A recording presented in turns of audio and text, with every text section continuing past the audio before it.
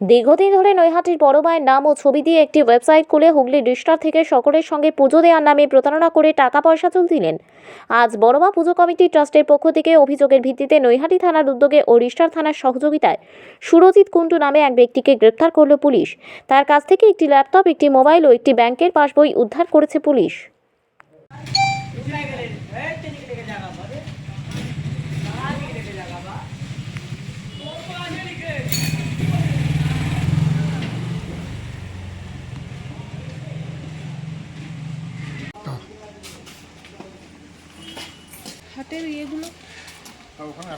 দাদা বুঝছো, বড়বার নামে পুজো কমিটির থেকে টাকা তুললেন ভুয়ো অ্যাকাউন্ট করে?